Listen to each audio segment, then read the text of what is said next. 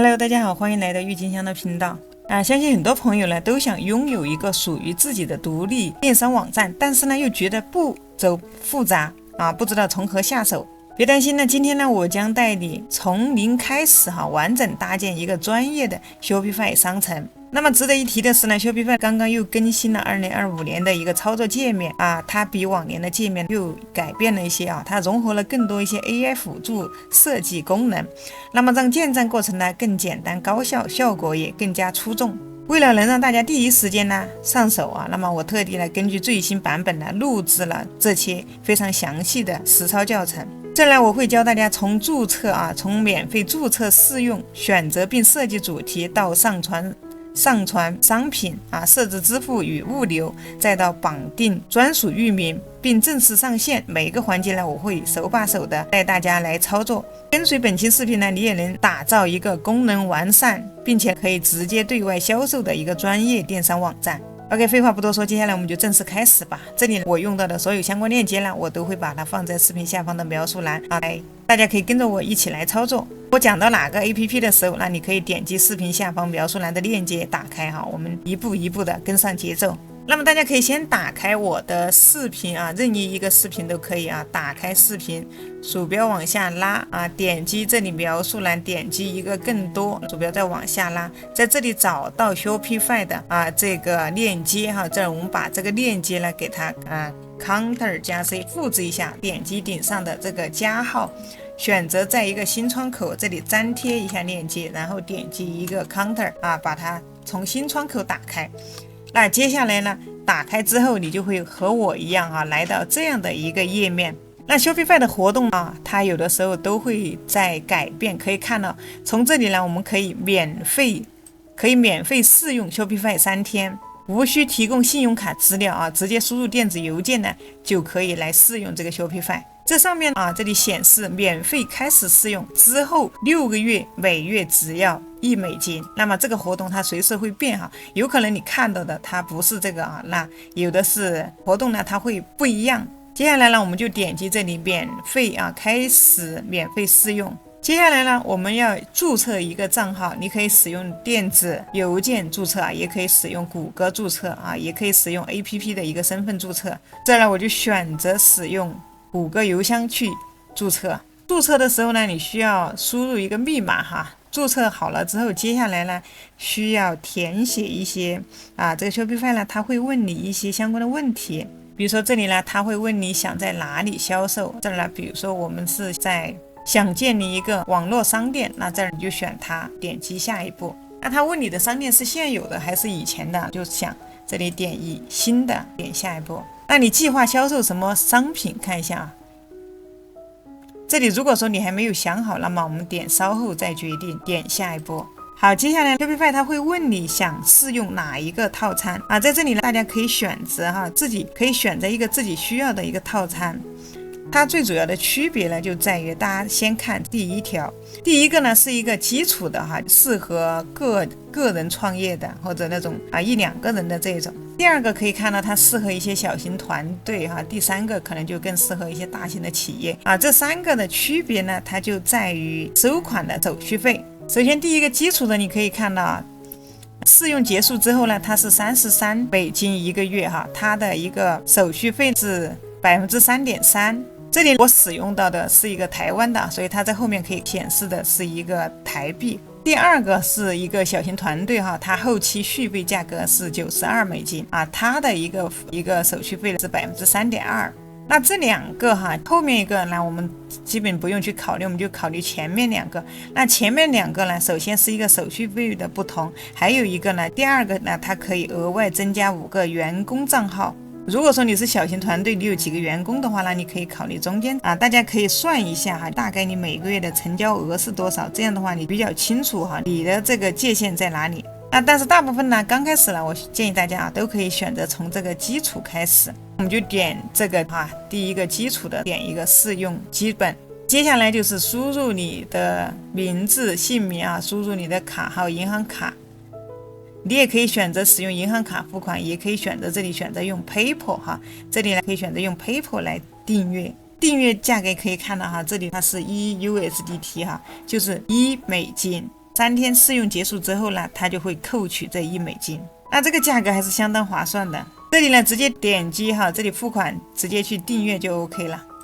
好，接下来呢它就在创建我们的一个商店这个呢可以看到，这就是我们商店的一个后台。左边所有的功能在左边中间就会显示这些你点的某一个功能的时候，中间就会显示。那么这儿英文不好的朋友你如果说想要切换语言也完全没有问题，可以点击右上角，这里有个我的商店，点击我们的邮箱。接下来进来之后呢，你可以在这里来改写语言，可以看到我现在使用的是英文，你点击这后面有一个倒三角你可以把它改成你的主流语言这下面可以简体中文繁体中文日语韩语都没有问题这儿我就暂时先不给大家去改了原因就是呢，经过测试改成中文之后呢，有的地方它会不是那么的准确中文和英文有时候它还是会有点差距。再加上呢，我们使用的主题它里面融合了一些 AI 的功能如果说你在中文的一个状态下它不能触发一些 AI 的产品，所以我这里就用英文的方式来给大家分享当然呢，我会在我的电脑上面安装一个沉浸式翻译的，你也可以可以安装在你的谷歌浏览器里面，可以看到这儿你直接点击这个翻译。那么这样它就会有一个中英文的一个对照的一个版本你也可以看中文，也可以看英文。所以这样避免大家你愿意英文好的朋友可以看英文，英文不好的朋友呢，你可以看中文。好，接下来可以看到我们的网店我们去看一下我们的首页长什么样子。这儿它默认的这个主题可以看到默认的就是我们的商店呢是这样子的。如果说你不太喜欢，下面你也可以换成其他的。那么这儿我们使用这个主题，点击这里下面有一个添加好之后，这里我们点一个发布这个它就把我们默认的这个主题给替换了，我们再点一个发布。那么可以看到我们现在就换了一个主题接下来我们来点击上面这里查看你的商店，点击这里我们来看一下我们的商店首页。那可以看到，那我们的商店呢，大概目前呢就是这个样子的。那现在里面它还没有任何的产品有一个底色。这里可以看到它会有我的商店有首页，有目录，有联络这几个有这几个页面。页面可以看到现在呢它是非常的简洁，但这个主题它实际上也是很强大的。我们来看一下它的自定义功能就知道了。我们点击这里的回到后台，这儿有一个自定义。现在我们就进入到了 Shopify 的这样的一个自定义的界面。那这我先简单给大家介绍一下这个界面它的界面其实它分为左边、中间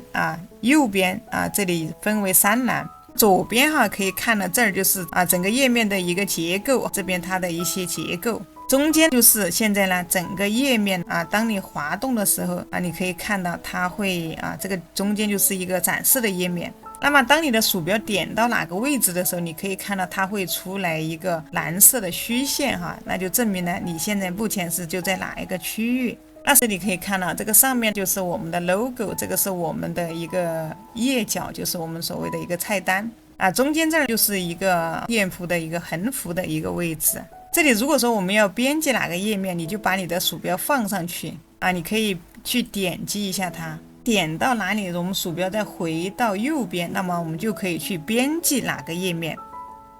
比如说我选中这个中间这个横幅页面，可以看到这边就可以来更改这个页面。那这个产品区域也是一样你选中之后呢，这边也可以来更改下面的这里是我们的页脚，这里是我们的电子邮件这边所以当我们要更改任何一个页面的时候，我们就选中一个模块你就可以到右边来进行一个更改。拿一个区域来举例，我们鼠标回到上面，比如说这个横幅的区域这里我想来更换一下这个图片，我们鼠标回到右边，可以看到你也可以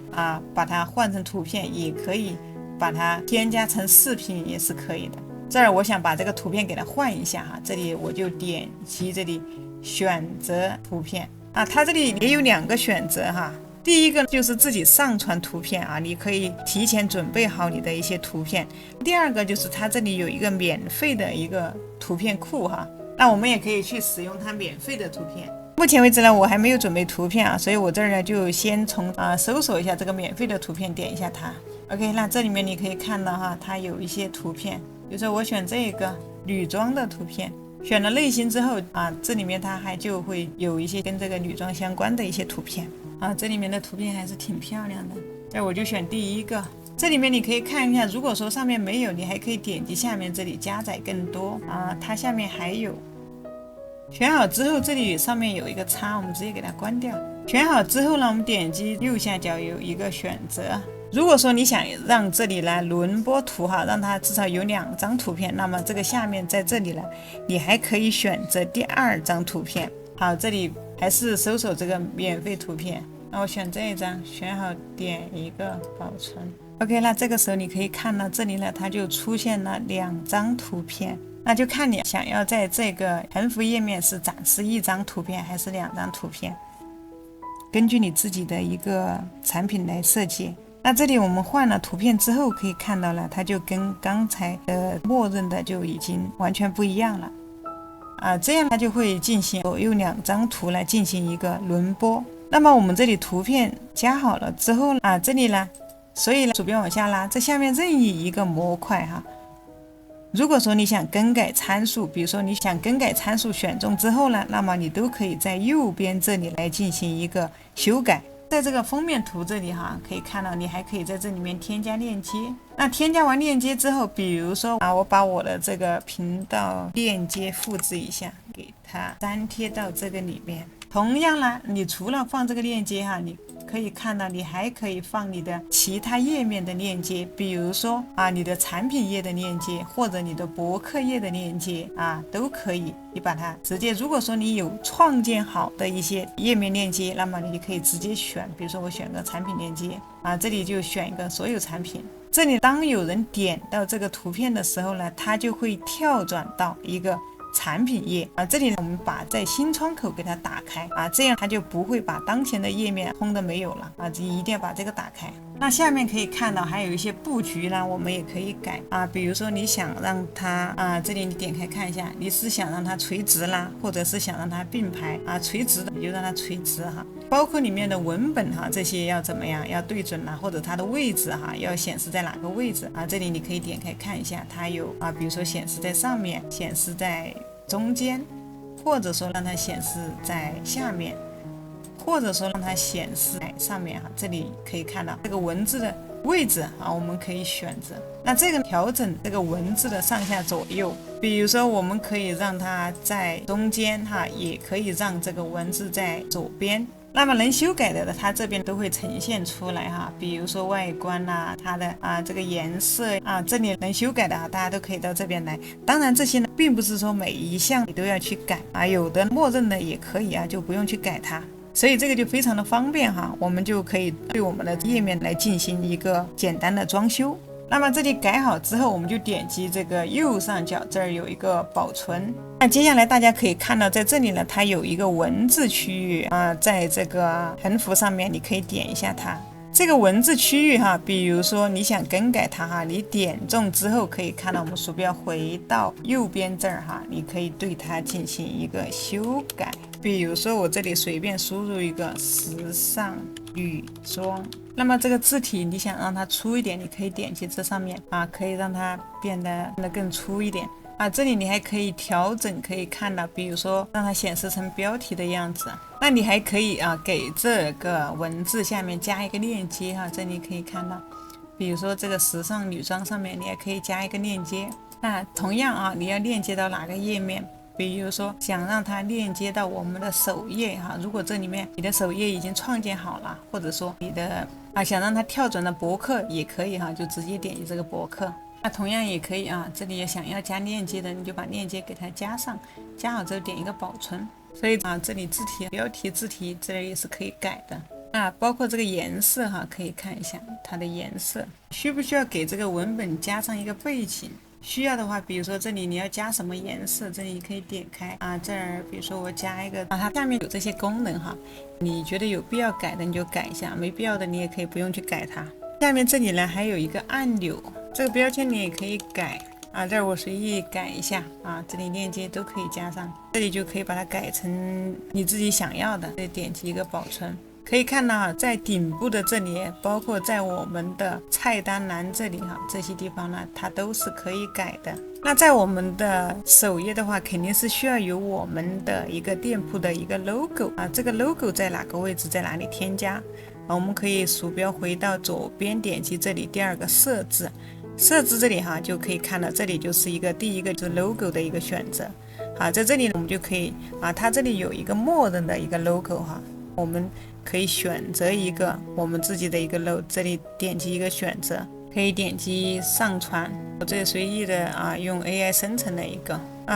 logo 的话，现在其实也不需要自己去怎么样设计啊。这里比如说你可以用 GPT， 但是我用到的是 GPT-5哈。这 GPT-5的话，它是可以直接识图也可以生图的。比如说我的独立站是做女装的，我需要一个 logo， 给我生成2张与女装相关的 logo。那你还可以给他2张图片给他参考，在这儿给组图片给他参考以上图片，这里就直接让他帮我们生成2张 logo。这个 GPT-5 呢，自从升级到 GPT-5 之后啊，它里面各项能力都在提升哈。如果在这里你还没有 GPT Plus 的一个会员，那你可以大家可以点击我视频下方的一个 GP 的一个成品账号购买哈，你可以去购买一个独立账号，或者说啊，你之前有 GPT 的朋友啊，你可以直接去把你的 GPT 普通的把你的一个 GPT-4O 呢，去把它升级成为一个 GPT 的一个5的一个版本。因为我们平时不管是做独立站也好哈，或者说你做产品的时候呢，你都需要一些文案啊，你需要一些什么标题这些哈。SEO 标题这些我们都需要使用到这个 GPT 哈，可以看到它这样生成出来效果还不错，而且把背景都给我们去掉了，再直接点击这下载，这里我们就把这个 logo 可以给它上传进来。好了，之后我们就选择这个，点击这个确定。那么你可以看到我们的 logo 它是呈现在这个位置的哈，在我们的商店首页的最顶端哈，就是在我们的菜单栏的旁边。现在 GPT 真的非常的人性化，非常的它能明白我们的意思哈。可以看到这个 logo 哈，它都是直接帮我们去掉背景的。logo 你可以用你的网站的一个品牌哈，你也可以用你的商店的名称啊，这个你可以自己去设计一下哈。如果说你想要更有设计感一点，这里可以看到它有一个默认的一个 logo 哈，还有一个反向的一个 logo。那什么是反向的 logo 啊？比如说在你的网页是一个浅色的背景下呢，那么我们就可以用这种深色的 logo。那如果说我们在我们的网页是深色的背景下呢，那么我们就要用这种浅色的 logo 啊。反向的 logo 就是说在深色背景下呢，或者说它在跟你的主题截然相反的情况下呢，这种 logo 它也可以把它体现出来啊。所以我们要有2个都能适应的这种 logo。这里比如说我刚才又生成了一张深色一点的，这里我点击下载，让我们上传一下，这我直接把它拖拽进来，这里点击上传所以它就会有2个深浅的一个差别。这个 logo 也可以是文字，也可以是文字带图片哈，也可以是其他的一种标志前期我们要想好你这个 logo 哈，因为它是我们网站的一个标识是你的一个相当于是非常重要的一个标识有需要，如果说你想要设计的更加的再专业一点的话，你可以到 Fiverr 上面来找一些专业人士来帮你设计这个 logo。那么你只需要把你的要求告诉他你就付相应的钱呢，去让他帮你生成这个就是把它交给专业人士这里呢所有相关链接Fiverr 链接我也会放在视频下方这个是如果说你的要求比较高的情况下。那下面这里还有一个网站的图标，那么这个又是什么呢？它就是这个图标呢，它是呈现在我们的导航条上面的大家鼠标跟随我的箭头回到顶上可以看到 Shopify 呢，这里呢这个呢它有一个它专属的一个图标可以看到这儿就是 Shopify 的一个导航图标。那么这个可以看到 YouTuber 的一个导航图标这里它就是一个长方形里面带一个播放按钮，这个就是它的一个包括 Fiverr。 那么每一个网站它都有一个它的一个专属的这种导航图标。那么这种导航图标一般是有的大部分的它会用它的一个域名来设计这个图标这里你也可以去选择一个这我就是随意的选一个啊，这里是给大家演示哈，这种都是大家自己想好了啊，做好了再上传。好，这里我们点击一个保存，接下来我们再来到我们的商店，刷新一下，我们来看一下这个效果。那么这里就仅仅是换了2张图片啊，可以看到现在我们的 logo 哈，它就出现在这个位置。那我们的导航 logo 哈，刚才添加进来了，它就出现了在这个位置。那这样看起来哈，我们的商店就有一点比较专业的这种感觉了哈。接下来呢，在这里面去添加一些产品。那么我们可以看到啊，当我们保存好之后呢，一切它就自动的就完成了。因为 Shopify 哈，它是一个模块化的设计，所以啊，我们更改了任何的一个地方呢，它都会直接应用到我们的主题上面。好了，接下来呢，我们再来看一下我们的下面的这个模块的一个设计。鼠标先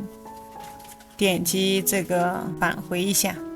回到我们的这边的页面。那现在你可以看到这个地方就是我们一个产品区域啊，目前可以看到它是可以放8个产品。我们鼠标放上来的时候，可以看到它会有一个明显的一个蓝色的一个边框。那这里呢，我们就鼠标点击一下鼠标的一个左键啊，就相当于是选中它的意思。选中之后，我们鼠标回到右边可以看到，那它现在是自定义的，就给我们选择了，这里就是选择展示8个产品。比如说在这里我们可以给它改成12个。那这个列数呢，比如说它是3列哈，那我改成12个，可以看到这里它就多了1列出来了啊。这个四列的，比如说我给它改成一个3列，那现在可以看到它就变成了3列了哈。所以呢，这个要展示多少商品，要排成几排哈，这个我们都可以在这里来修改。其实它默认的已经是提前规划好的，就选择其实这个默认的就可以。我们每排就这样显示4个哈，有个2排哈，这样就会更清楚一点。那同时鼠标往下拉，你可以看到这里，比如说这些什么间距呀，产品与产品之间的间距哈，这里你都可以把它更改。那下面可以看到这个页面的布局哈，它整个布局，比如说你想要怎么样啊，这里都可以看到，你是要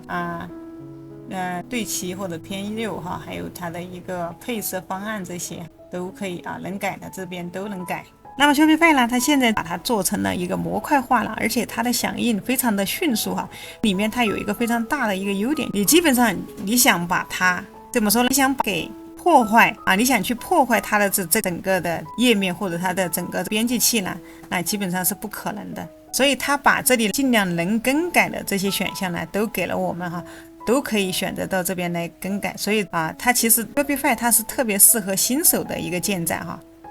因为基本上你不用花什么精力来装修你的这个页面啊，你其实只是说来简单的改一下，添加一下产品，所以在建站这个方面啊，我们基本就不用花什么太多的精力。但是如果说你要用的一些什么 WordPress 来建站，这个站建起来就非常困难哈，因为你要一个模块来去搭建。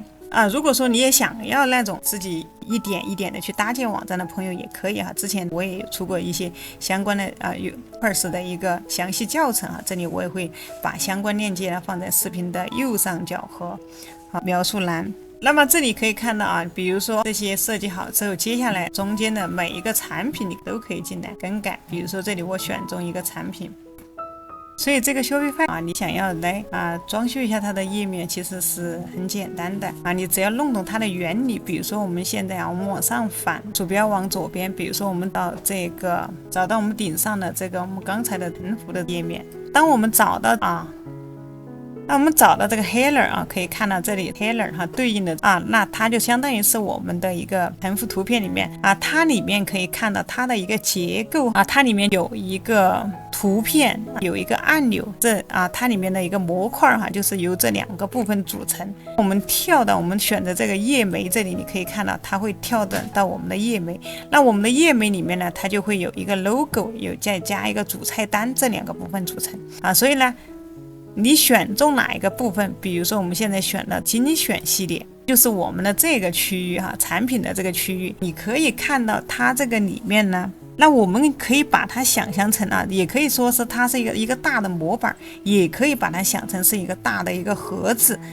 它这个里面呢由哪几部分组成，可以看到它这个里面有，你点击这里有个倒三角点开它，那么它这个里面呢，就会存在这几个小区块，比如说收藏名称、查看按钮，还有这个图片，对不对？还有产品的名称，还有价格啊。这里就可以看到，这里有产品名称，这里有产品的价格啊。这些它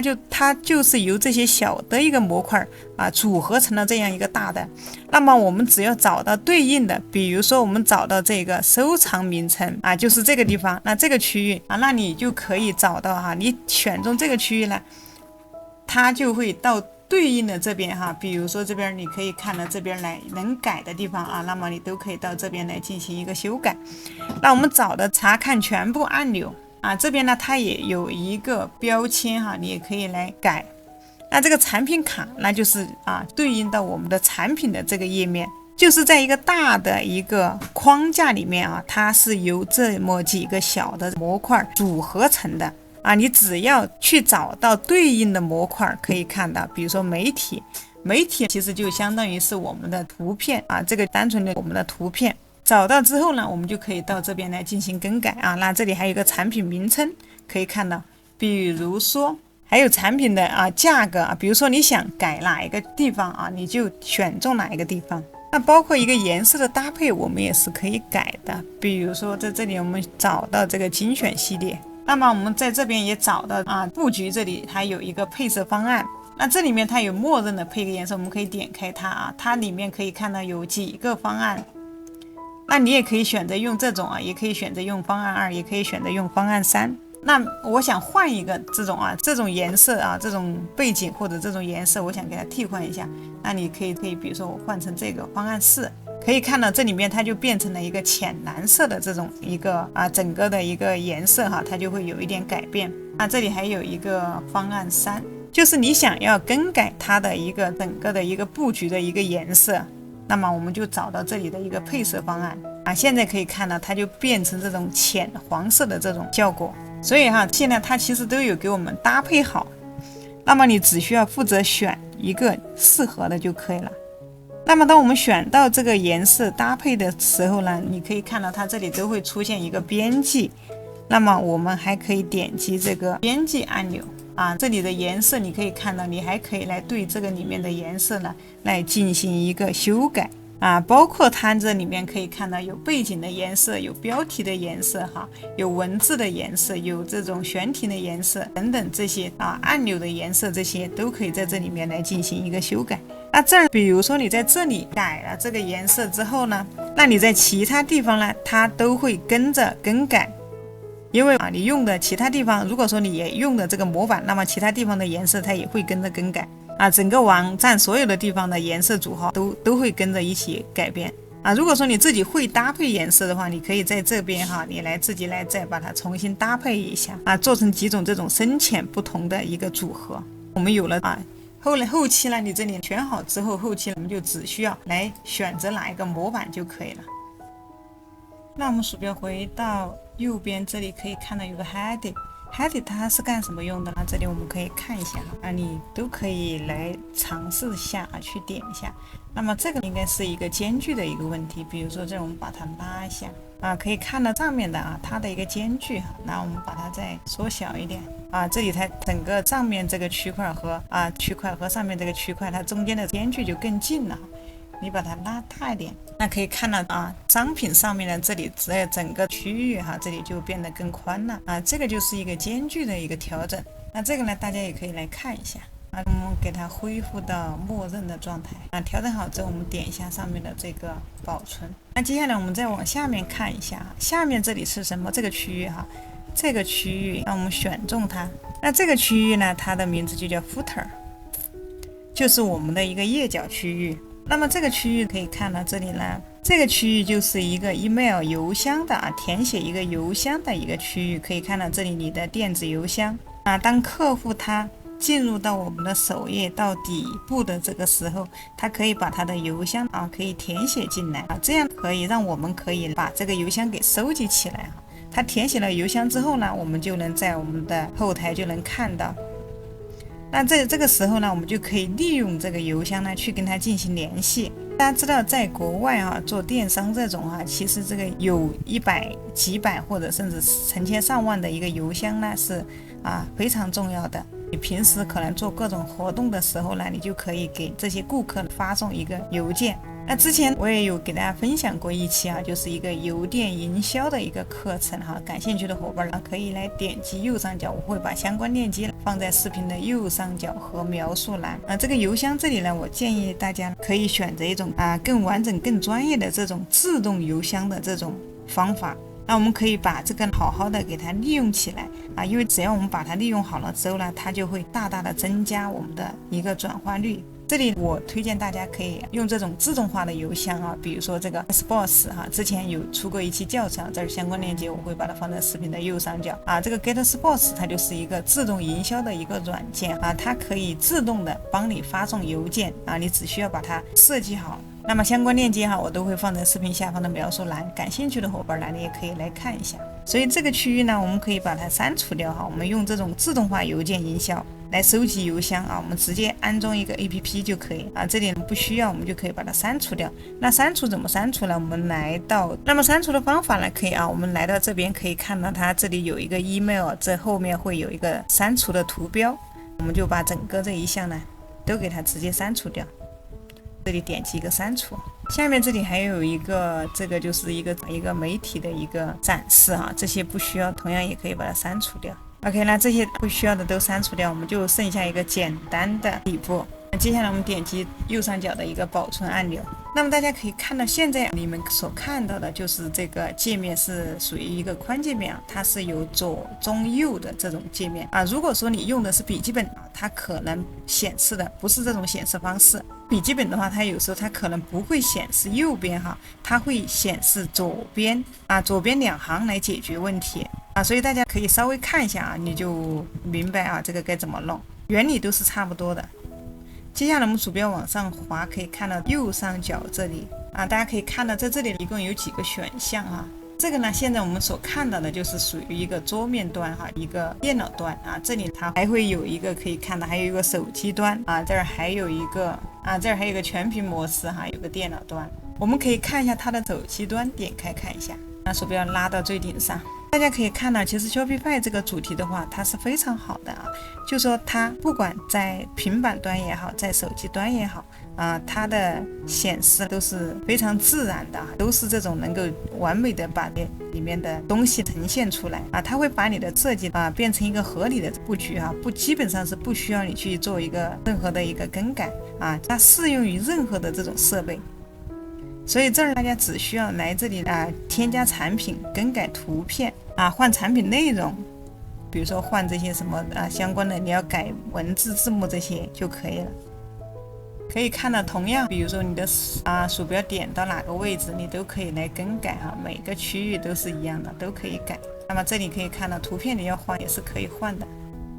所以说Shopify它非常的简单非常容易操作。好了，接下来呢，我们回到我们的后台，直接点击左上角这里有个退出按钮直接就会退回到我们的后台。我们可以看到第3个选项呢，就是一个产品区域这里我们点击一个产品，接下来你就可以看到在中间这里就有一个添加产品我们看到我们商店里面呢，下面还没有任何的产品所以我们需要来添加一下商品。这儿我们直接点击这个加号。好，接下来在产品的一个编辑区域添加区域在这里呢，比如说这里需要一个标题你的产品的一个标题描述。不会的朋友，我还是建议你可以选择用 GPT。这里比如说我给他一张产品图我让他给出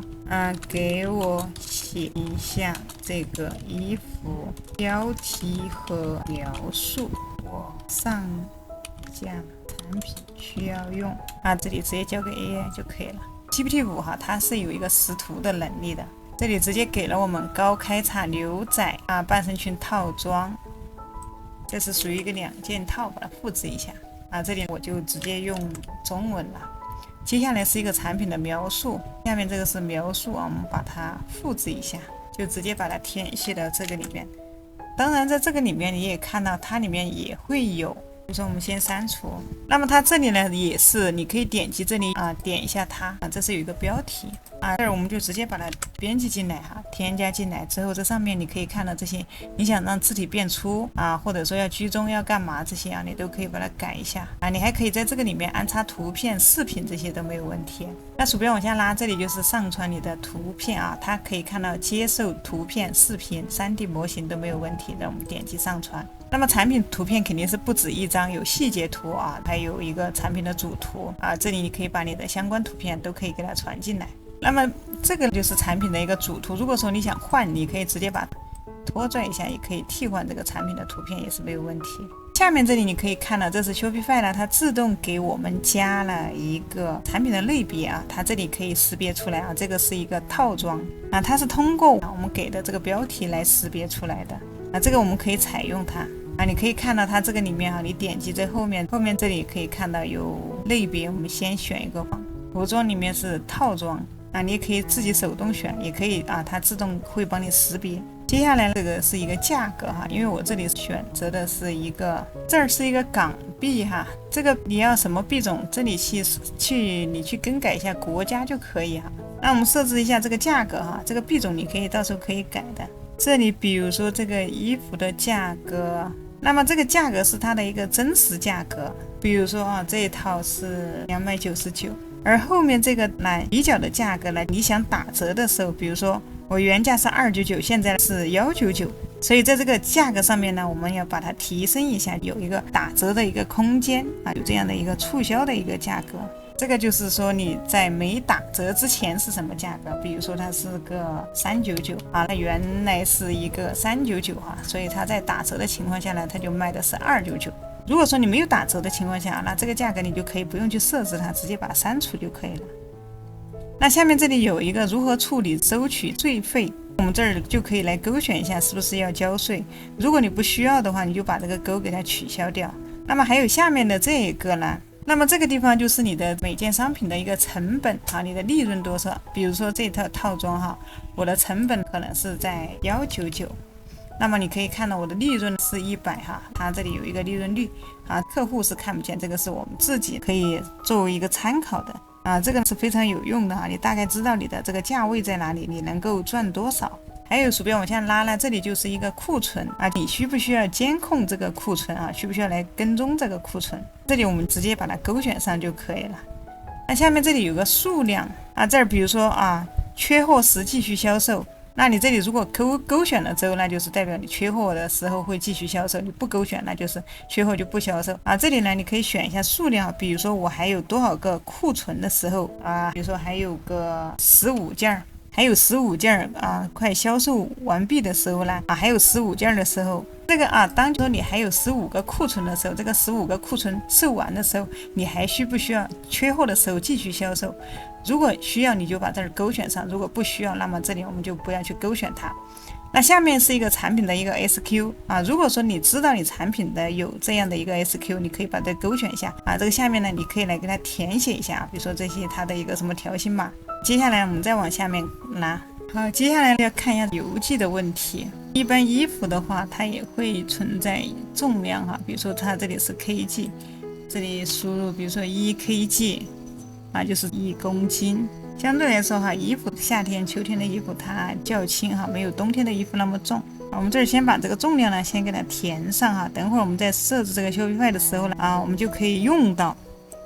当然，如果说你不是按重量来计算啊，比如说你按其他的参数，你可以看到它这里面哈，它除了公斤，它还有什么啊？还有什么1磅啊？还有其他的这些参数哈。啊，那要看你是什么东西，什么产品。好，下面这里有一个添加海关信息哈，这个就是我们出口啊，比如说啊，你的来源的国家，这里可以填写哈，填写你来源的国家哈，这里可以直接点开，这个里面你可以看到啊，哪些国家这里面都有。下面这个啊，如果说你明白什么是 PS 的话，那你就可以来填写这个啊。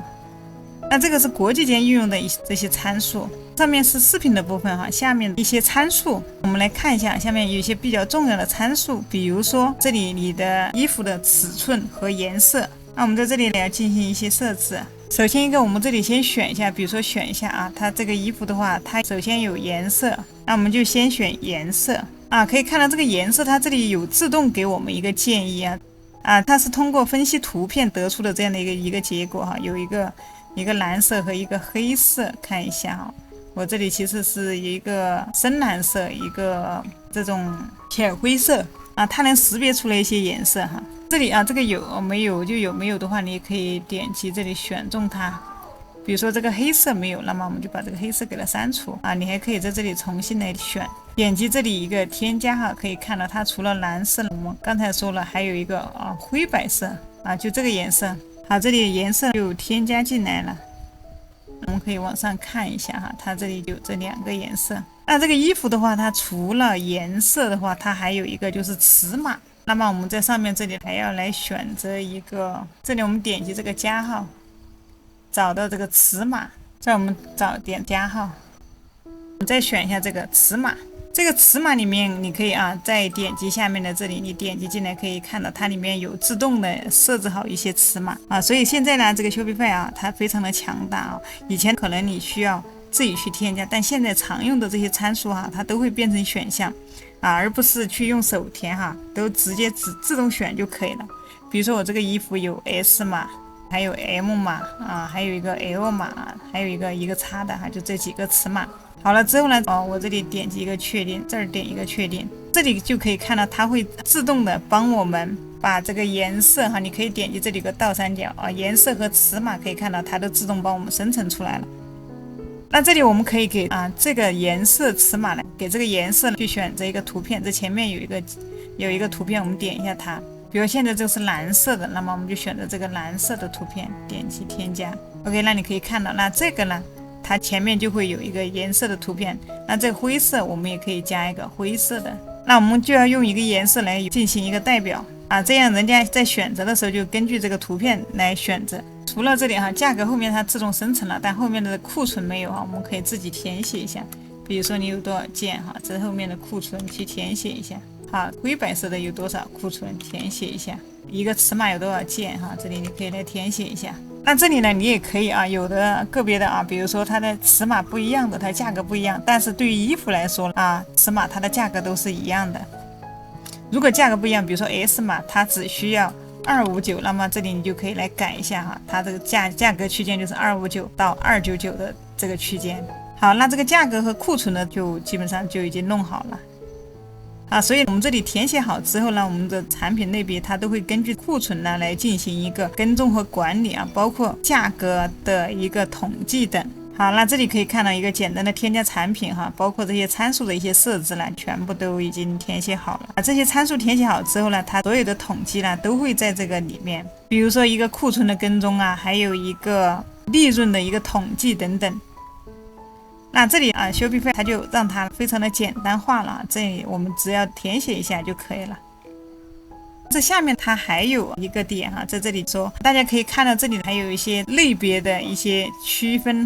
这个之前其实是没有，这是更新之后呢，这个图片它是 AI 的这种分析它给了我们很多这种服装的一个分类，比如说一个颜色的分类，一个尺寸的分类，还有一个面料的一个分类年龄的一个分类服装的特点包括服装的一个性别比如说这个是男生的还是女生的这里它能根据我们的图片就给我们分析出来这个是一个女士的一个服装这些都是它自动给我们的建议大家可以根据情况在这里去丰富或者去删除这里面你可以看到都可以点击进来进行一个编辑所以现在其实这个 Shopify 里面它也有分类，还有一些库存管理所以使用起来就非常的便利了。再往下呢，这下面还有一个非常重要的一个部分，别看它这里呢，我们可以看到它可能只有这里一个小的一个框但是它就确实是这个里面是最重要的一个部分。大家可以看到这里有填写搜索引擎列表，那么别人在搜索这款产品的时候这里我们显示给人家的样子就是这个样子的。这里可以看到有个编辑按钮，你可以点一下它我们鼠标往下滑在这里面我们可以来对它进行一个更改。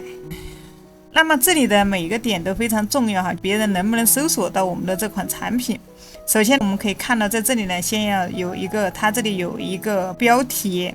中间这里就是我们的一个描述下面呢就是我们的一个网址。这3个部分呢都非常的重要，因为搜索引擎它会依靠这3个来判断这款产品的主要信息这个非常重要。所以这里它之前是根据我们上面的填写自动帮我们更新的但是我们需要来进一步的来优化一下当然这里我们改了没有关系哈，它只是说在搜索引擎的时候呢，有一些特别的标题啊，它不会更改你产品在商城里的名字，但是呢，它在搜索引擎里面哈，它会显示不同的标题啊。比如说这里啊，我觉得复制一下这个标题，那这个时候呢，我们需要用的还是我们的 AI 工具。这个时候呢，我需要截一个图，我需要一个搜索引擎的，我需要优化一下搜索引擎的标题，方便更多的人可以搜索，从而提高转化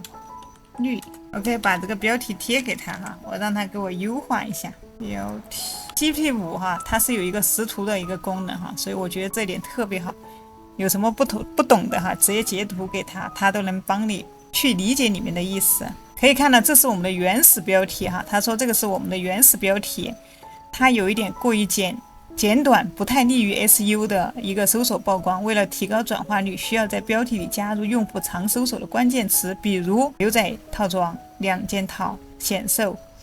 这儿接下来它这个是优化后的一个标题啊，它里面就有多了一些关键词，春夏新款。比如说这个，它是根据用户的一个搜索的一个关键词来优化的，所以就非常的重要。那么我们把优化好的这个就直接粘贴到里面。那接下来是一个原描述，让它优化一下。这个是它是把原来的可以看到，它直接识图哈，把原来的描述它已经截出来了。这个是优化后的一个标题。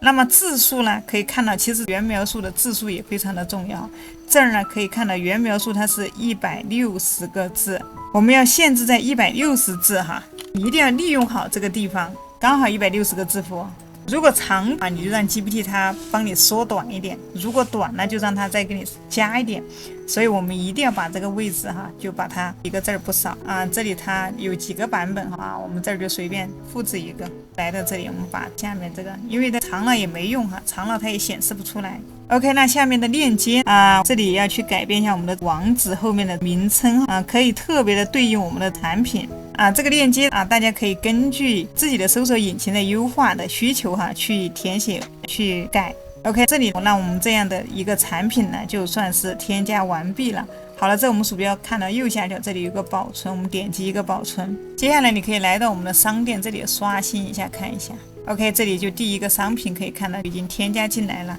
我们这里甚至你可以点进来看一下这个商品，这里可以看到它有它的价格、它的2个颜色、它的几个尺寸。我们换成这个灰白。OK， 你可以看到这边呢，它就把这个衣服啊换成这个颜色了。下面可以看到选好之后，你可以加入购物车，也可以使用 PayPal 付款啊。下面是它的一些相关的衣服的一个描述。好，接下来还是回到我们的后台，回到这个产品这里啊，这里我们第一款产品就正式的添加成功了。那么大家可以按照这种方法，把你的所有的产品呢都给它添加进来。回到后台，大家可以看到，现在这里我已经添加了几个产品啊。接下来继续给大家演示，我这里增加了几款衣服啊，并且也添加了库存。那接下来给大家讲一个非常重要的一个新的功能。那么这个功能也可以叫做一个集合啊，也可以叫收集。这里我们点开鼠标回到左边，可以看到产品下面这里有个收集。这个就相当于是一个类别啊，它可以有很多种理解啊，比如说我们可以来创建一个这种合集就像我们的服装也好啊，或者说鞋子也好了，它里面比如说服装里面有上装、下装，有套装啊，还有秋装这些等等，都可以把它单独分为一个合集就这样子来，相当于是给它进行一个分类。我们可以点击这边左右上角的这里一个添加集合在这里比如说我随便输入一个上装，这个里面需要一个描述哈，那我们再复制一下，不知道怎么写，那我们把这里截个图哈，这个就是我平时最喜欢干的事情哈，截图直接到这里来。这下面我直接把这个复制一下，我就问他这个描述怎么写不会的就交给 AI， 它这里会根据这个图片哈来给出我们一些答案。它这儿给了 SEO 的一个参考描述，我们直接复制一下，把它粘贴到这个里面。我这里只是做一个简单的演示后期大家肯定要用心来填那下面我们可以看它会问你这个合集里面包括哪些产品啊？这个呢是我非常重要的一个点哈。这里有2个选择可以看到啊，集合的一个类型。第一呢，你可以手动；第二呢，你可以自动。一种选品的方法哈，你是选择手动还是选择这种智能的？比如说这里你可以添加的合集有搞一些什么活动啊，有一些定期的一些什么促销啊，或者产品的一些打折呀，或者季节的一些轮换啊。你有的明确的目标的话，你要选哪些产品？这些产品也不一定哈，有可能是上装下装，有可能是秋装啊。这儿建议大家可以直接手动定义一个比较简单啊，这个是比较简单的。那下面这个 Mart 啊，它是会让我们定义一些条件，只要满足这些条件了，那么才会进入到这个列表。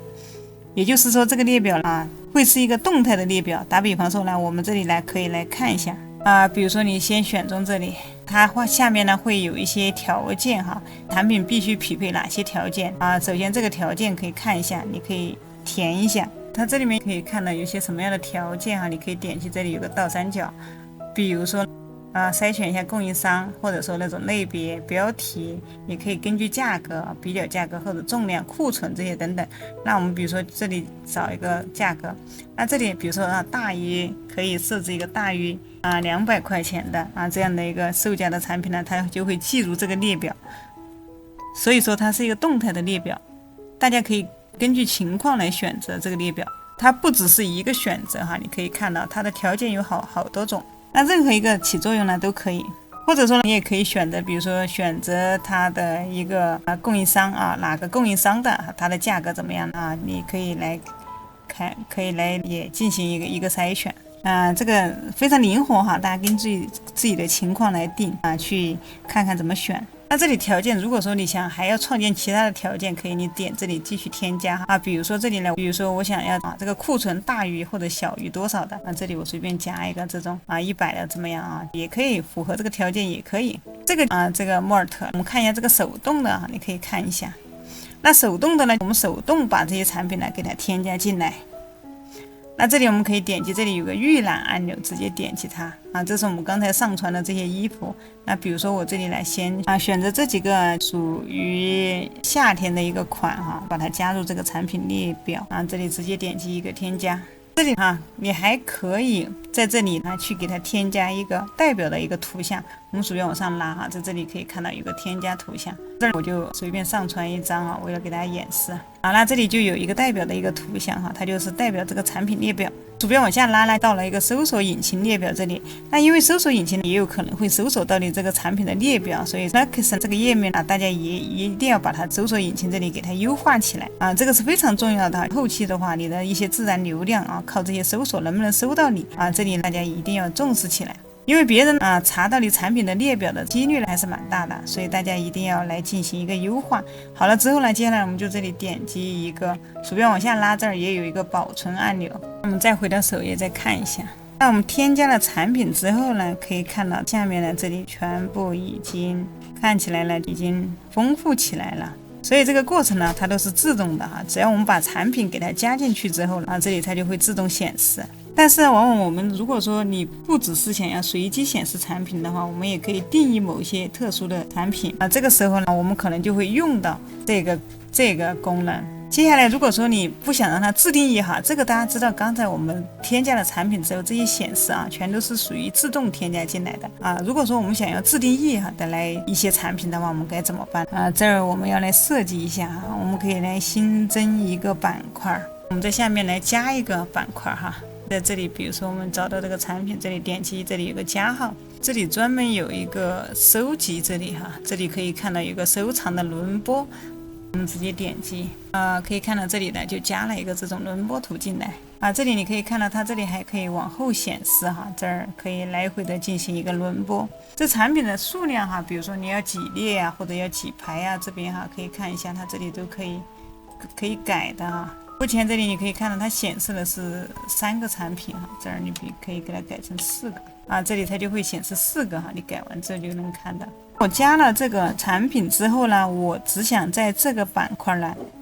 显示我新增的这个 Clarks我们刚才上了这一个上装这个区域，那么怎么办呢？接下来我们鼠标回到右边这里，你可以看到这里 collection 啊，就是一个收集。那这里我们点一个选择 ，OK， 这就是我们刚才我们创建的这个集合，这里可以勾选一下，这里点击一个保存啊，这里呢它就这个系列哈，它就这个就显示出来了。那目前呢，这里呢我们只有一个系列啊，一个产品，所以它这里显示的就是1。如果说你有几个的话，那它几个都会显示在这个后面。所以这样显出来了，我们创建这个合集的一个好处啊，它可以让我们精确的去定义哈，我们想要显示哪些内容、哪些产品。那么这个就是这个collection 的一个用法哈，你可以在这边可以看到它有很多编辑的，包括这些箭头了，你想要怎么样显示哈，这里面都可以来进行选择。它的这些宽度啊、距离这些能调整的都可以到这边来调整。好了之后呢，我们就点击这里的一个保存。其实这个合集它还有很多的一个作用用法大家可以去研究一下大家可以去看一下你如果说创建了很多这样的合集我们就可以去精准的去定义。好了，接下来呢，我想给大家分享一下其他页面的一个编辑方法。那么我们看一下其他的编辑方法其实大家可以看首页呢，大家可以根据刚才介绍的这些方法来发挥你的想象力呢，去看看你的竞争对手他的首页是怎么做的，你可以自己来好好的来把这部分给它利用起来，把它做起来你可以很多好的部分呢，你都可以使用像这边一些工具来实现。那还有一个页面呢，再给大家分享一下，我们鼠标回到顶上，这里可以看到有一个主页，我们点击一下它，也就是说这个产品的一个页面。我们点击这里产品这里，下面这里可以看到有一个默认产品，这儿我们就点击一下这个。这个时候呢，我们就来到了 Shopify 的购买的页面可以看到它这里有产品，有相关的价格也就是说购买的消费的界面。这个是一个落地的一个界面这个界面大家可以看到非常重要。这边不仅要建立用户的一个信息呢，还有关于转化的一个优化等等，都是在这个界面。这个界面呢，它实际上是分为一个左中右3个结构。那首先我们先看一下右边右边，比如说我们这里你可以点击这里它的一个标题，那这些都是一个动态的你可以看到当我们点到标题这里的时候呢，鼠标回到左边这里它就进入到这个标题的这个界面。那标题下面就是一个价格这里就是一个价格。价格呢，它这里也是一个动态的数据，它还有这一个产品的一个数量，这些东西都是它上下的位置可以看一下其实这些位置呢，它都是可以进行一个调换的。比如说我们鼠标回到左边，那我想把这个价格给它放在最上面那么我们这儿鼠标可以拖动它往上移一个位置，可以看到价格就跑上面来了，标题在下面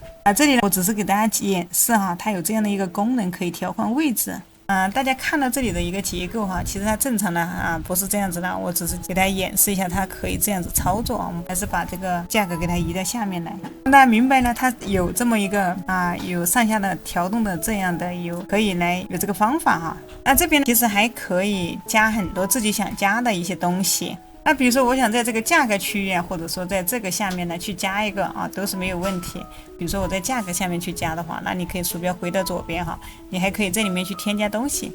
那我们可以点击，那么比如说我们看到价格它下面可以看到这里有个添加块，我们点一下它。比如说我想在下面给它添加一个标题，那这个时候你可以看到在价格的下面这里就出现了一个文本的地方，那这里我把它删除一下，比如说我给它说一个7天或者说15天无理由兑换货可以看到这里我们鼠标回到这里就可以看这个文字呢就可以加到下面来了当有人想买的时候呢，当他看到这下面有个15天无理由退换货的时候，那么他就会打消一些疑虑比如说买了之后怎么能不能退或者遇到这些问题这样也可以增加一些转换率那么所有的这些你觉得他想怎么样调换一下呢，都可以去调换。那我们做这些事情的所有目的其实都是希望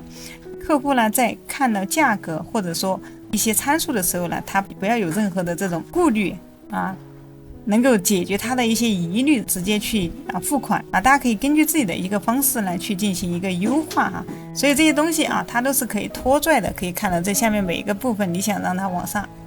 上去提一点可以往上1格2格都没有问题。那这边可以看到它这儿只有一个使用 PayPal 付款，那么我们还可以在这里来添加一个，比如说一个 payment 词啊，一个举个例子哈，这儿选中它，这里可以看到，当你鼠标滑下来，它会点击一个添加。接下来我们在这里边来搜索来看一下。那除了在那边加号，其实这边你可以看到它也会出现这种加号哈。出现这种加号的时候，来我们点一下这个加号，比如说我想加一个比如说像这种什么星级评论的这种比如说你加一个，在左边这里你可以看到它就已经加进了一个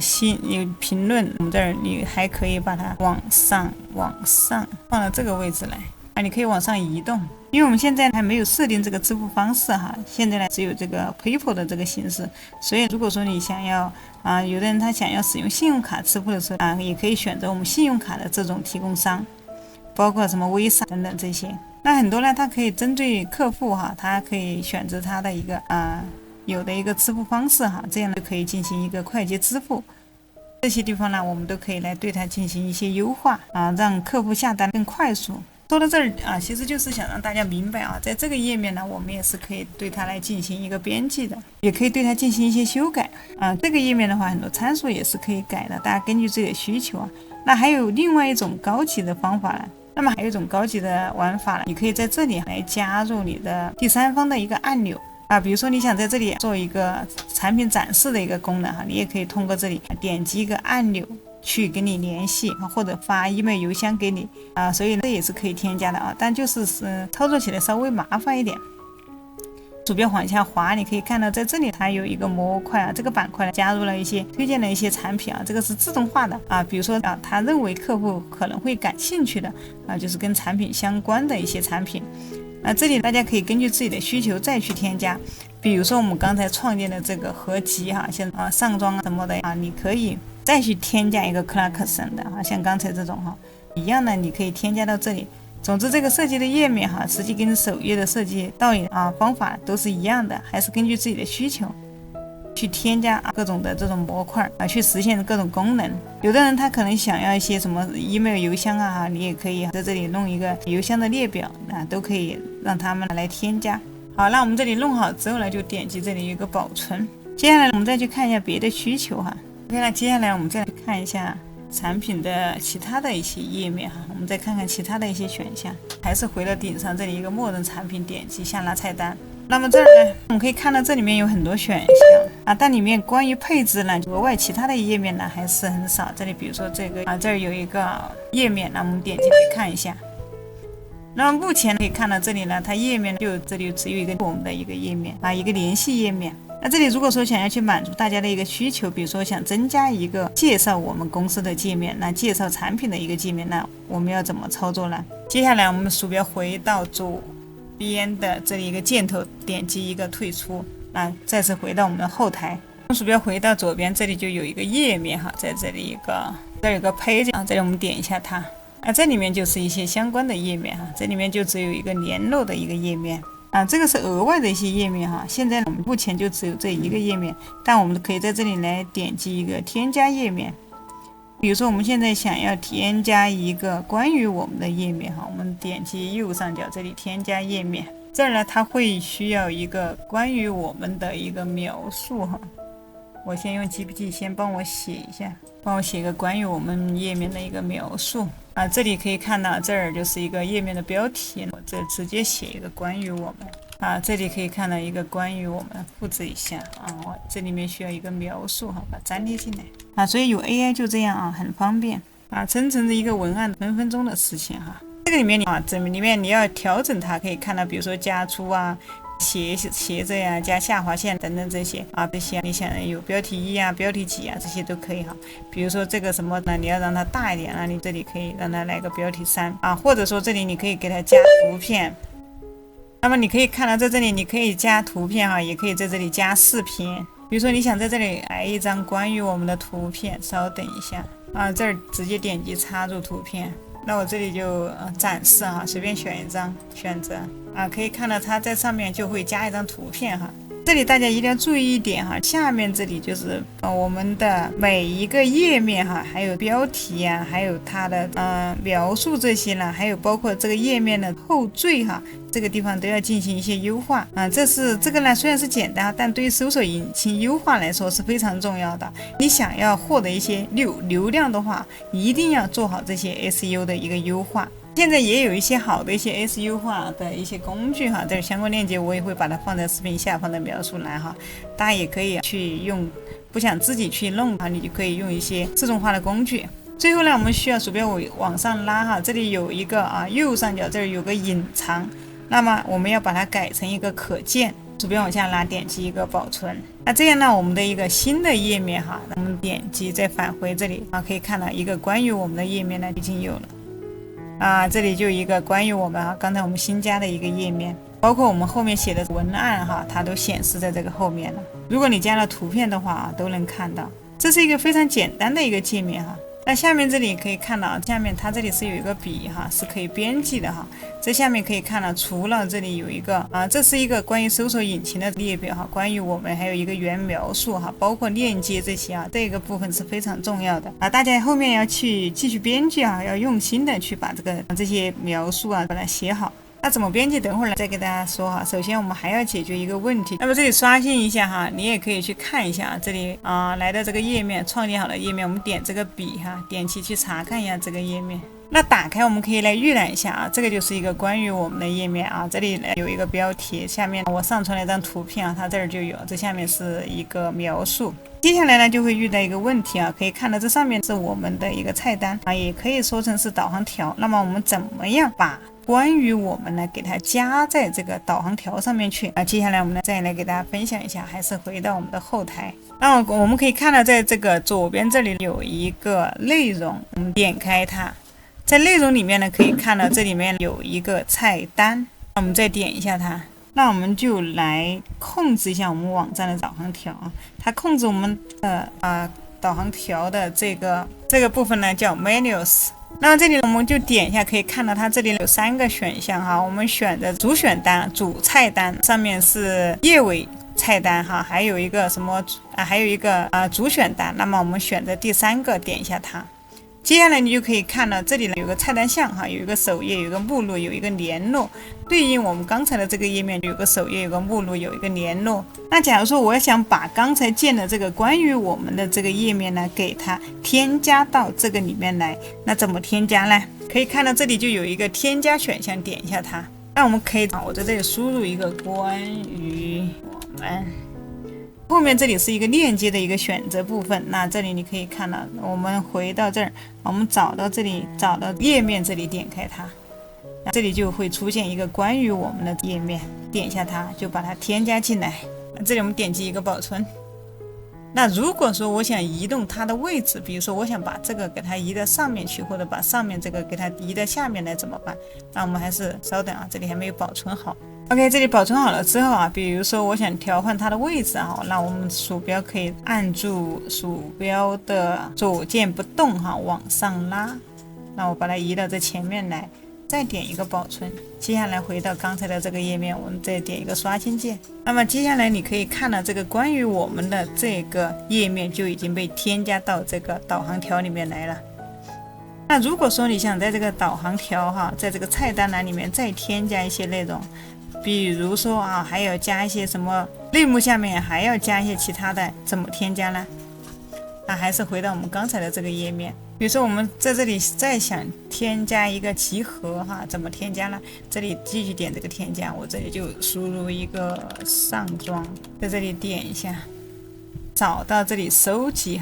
点一下它这里面就有我刚才创建的这个上装。这里选择之后当然这个名字这些都是可以改可以修改的，你可以根据自己的需求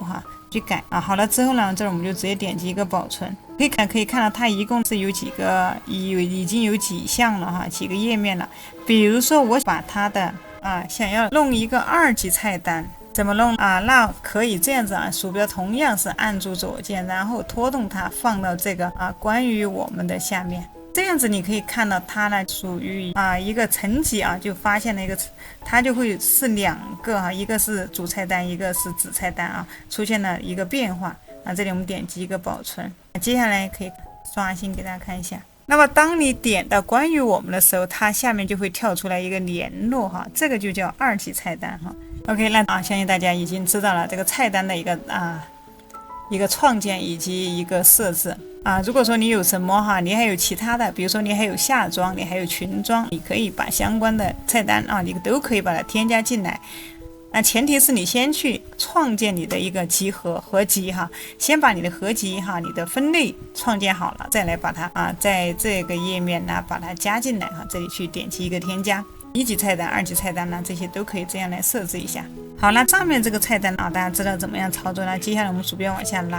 拉到底，可以看到在这里还有一个隐私政策在最底下这里还有一个隐私政策，这也可以叫一个底部的一个菜单，还有一些相关的一些什么法律规定这些等等的。那这个地方也来给大家展示一下怎么样去添加这个页面。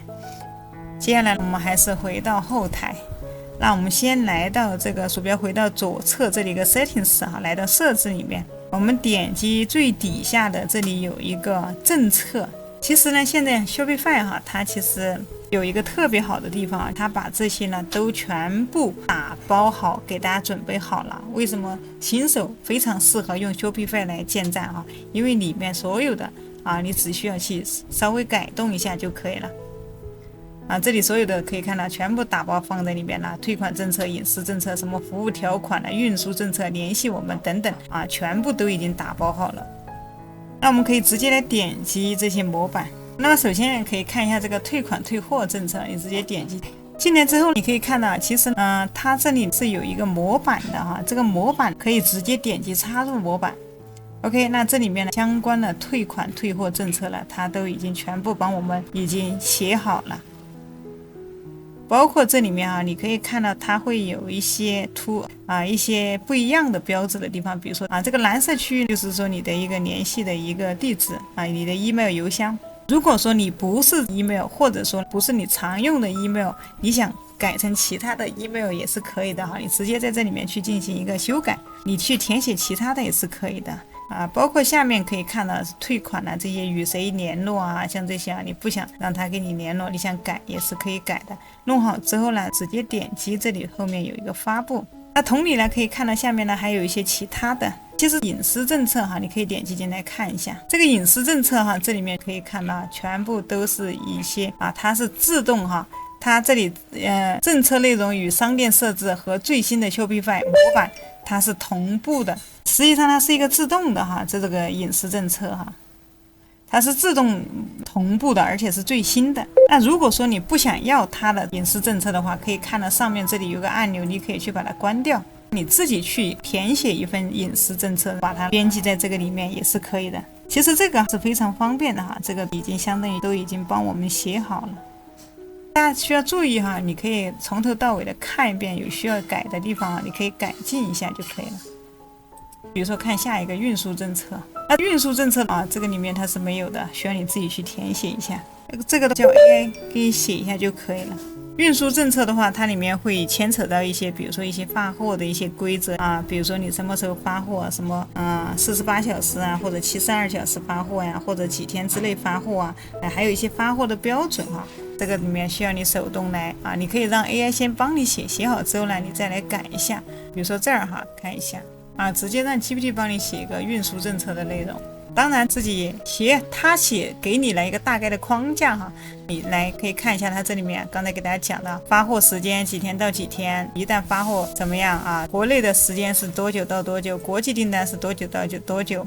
那么运费说明怎么样的关税与税率一些注意事项这些你可以来这里面呢，包括这里有一些邮箱之类的你就把邮箱改成你自己相关的直接把它这里可以看一下，该改的就要去改一下，然后把它复制一下，把它粘贴在这个里面来，这儿点击改好之后呢，全部改好之后你再去发布。下面这里还有个什么联系信息这里它是必填的，这儿同样可以直接插入模板有限制模板的我们就直接插入模板，你的商店、你的电话、你的邮箱你的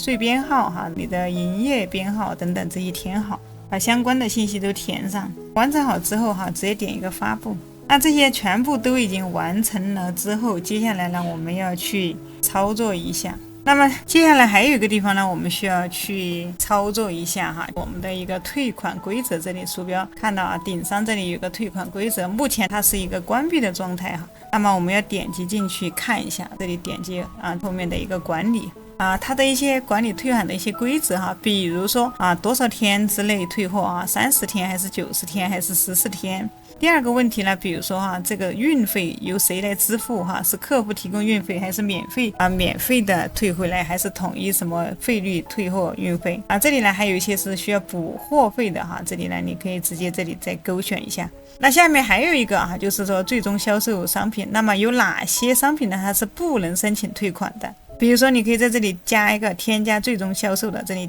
点一个加号。那比如说像我这个呢，我是不支持退货的，我就把它添加进来。所以在顾客他在选到这个产品的时候呢，他的后台界面呢，他会跳出来它是不支持退款的，他会被告知哈，这个产品是不能退款的。好了之后，我们这儿点击一个保存。这个时候呢，那我们政策的这个页面呢，已经全部就完成了。我们现在需要把它加在我们的一个菜单栏，就是我们的导航条上面这儿我们就先关闭这个界面，点击右上角这一个叉。那我们这里点左边的菜单，这儿呢我们选择中间的页尾菜单，这儿我们点击一个加号。那这里呢我们直接到这个链接这里来选择，我们选择这里一个政策页面，比如说我们先选一个隐私政策，点击保存，再来添加一个政策，退款政策，再加一个就是我们的运输政策，点击保存。那好了之后，接下来呢，我们再来回到这个页面刷新一下看一下。当然鼠标拉到底，你可以看到在下面所有的政策都已经添加进来了，隐私政策、退款政策、运输政策等等，所有的这些法律要求的这些页面呢，我们都添加进来了。那这里你可以点击，比如说我点一下这个隐私政策，点完之后你可以看到它会直接带你跳转到这个隐私政策的页面。那这些可以看到这些文案啊，这些都全部完成了，其实非常便捷哈，都基本上都不用你自己去写哈，也没有什么比较麻烦的哈，模板这些都有给你准备。那么我们看到哈，最底下鼠标拉到底，你能看到这下面的隐私政策、退款政策哈，包括这些政策之类的。如果说看不见的话，那还有个方法哈，教大家一下，我们可以回到后台，这里点击左边的网上商店，这有个眼睛，点一下它。那么这里网上商店点一下接下来它会到达这个主题的页面，在我们点击这里的自定义点一下它。接下来呢，我们就来到了这个装修的页面，我们鼠标往下拉一直拉到底，可以看到下面这里有一个区域，我们点中这个 footer 哈，那下面这些政策之类的，如果说这里没有的话，你就看一下后面这个眼睛是否关闭了。那么这个眼睛可以看这里，如果说你关掉，下面什么都没有，是看不见的哈。那这里我们把这个眼睛给它打开哈，下面才能看到这些关于政策这些方面的你就来这个页面看一下，你有没有把这个眼睛这里把它关掉、隐藏掉哈。如果隐藏掉了，把它打开就可以了哈。这个呢是教给大家的一个方法。接下来呢，再点击这里左上角，点击一个返回键。我们先保存一下，保存好了再点左上角的返回接下来还是回到后台。回到后台之后呢，我们来看一下，给大家介绍一下商店的一些相关的一些设置设置都是在鼠标回到左下角这里一个 settings 设置里面进来，这里面有很多相关的一些设置这儿一一来给大家看一下。那这里我们直接到这个 payments 一个付款的设置，这里直接点击进来，这里是一个支付方式里面它有2种第一种Shopify自己的这种支付方式它里面就有什么有信用卡这些这里可以看有几种方式但是这种信用卡它会有一些限制，有一些区域的限制。但是呢，如果说你有 Shopify Payments 这个付款方式都是可以的它呢是相对比较便捷的这个是它内置的一个应对的一个方式，一个付款方式。那么如果说你的地区可以用 Shopify Payments 的话，那么我们这儿就直接点击去完成账户的一个设置这里需要填写一些相关的信息，并且要真实的信息那么这里你可以看一下，比如说他问你了有没有第一步他就会问你是个人操作呢还是企业的形式在操作这里如果是个人，你选个人；如果说企业，你就选企业。那下面第3种呢，还有一个非盈利组织，这里我们就选择个人，点击下一步。那这一步呢，它就要求我们要填写详细的一些真实的个人信息，比如说你的名字、你的姓啊、你的出生年月日你的一个身份证号码这里因为我选的是香港所以它显示香港还有你的邮箱、你的电话号码、你的地区这些你的一个住址，这些都要把它填写上。填好之后呢，你再去点击下一步。这里我只是演示大家去按照它的流程一步一步往下去填就可以了。那么你这个 Shopify Payments 呢好了之后呢，大家可以通过 Shopify Payments 去接收信用卡等的一个付款的这个方式。这个方式实际上它是非常便捷的，非常方便的。它的费率的话，它也会根据不同的这个套餐而定之前有给大家看过套餐你选哪个套餐它的费率会有所不同。那这个 Shopify Payments 这里你就根据它的一个操作的向导来去填写就可以了是非常简单的。那么下面还有一个呢，你不使用 Shopify Payments这里比如说你要使用这个 PayPal 来收款这个 PayPal 也建议大家去开启一下，因为现在很多人是用 PayPal 付款的，很多忠实的用户呢，他们都用 PayPal 呢也非常的方便只要登录自己的 PayPal 账号呢，就可以完成付款，而且这个它是没有一个区域的一个限制这里同样点击后面这里设置为成，点击去完成，这里你可以看一下相关的一些问题。PayPal 的一个设立它会因为地域的不同而所以呢，它使用的这种验证的方式和提交的信息也是很不一样的。大家也是根据它这里一步一步的向导去跟着一步一步去完成就可以了。还有很多呢，现在他们很多都会使用这个 Stripe 来进行一个收款Stripe 是它是可以实现一个全球收款的。如果说你做跨境电商的话，其实用它来收款也是非常不错的现在基本上呢，所有的国家它都能覆盖到不管你收美金、收日元、欧元这些都可以这里如果说你想要注册或者说想要去申请一个 Stripe 账号的话，大家可以来看一下我之前有给大家出过一期去申请 Stripe 账号的这样的一期教程大家可以来看一下我的这期教程，我会把相关链接呢放在视频下方和右上角大家也可以暂停来先去收藏这个视频。那这个就是关于付款方面你这里看你还可以添加付款方式。介绍完了这个付款之后呢，接下来我们再来看一下针对性的去挑一些重要的去讲接下来我就把设定的界面在上面相关的一些简单的给大家介绍一下。我们可以从上面可以看它这里有一个常规的就填写你店铺的一些信息可以看到你的店铺的邮箱你的地址。那其实这些联系方式这些都是自动的，我们填的一些信息基本上它会自动生成在这个里面还有包括货币这些你填的是哪个国家，可以看到它的相关货币，比如说我这里选的是香港，它这里就是港元。那么这个页面其实还是很重要的，如果说大家在设置一些其他的之前呢，最好是先来的这个页面比如说把这些默认的收货的货币还有相关的国家定义包括下面这里有这些，还有商店一些相关的一些信息，订单的一些信息，还有包括什么尺寸重量等等这些到底以一个什么样的标准单位这些呢，还有时区这些呢，都要根据自己的情况来去先把它设置好。还有你先把这些统计信息呢先把它填写好，这样才会更准确。还有这些视频的一些设置等等，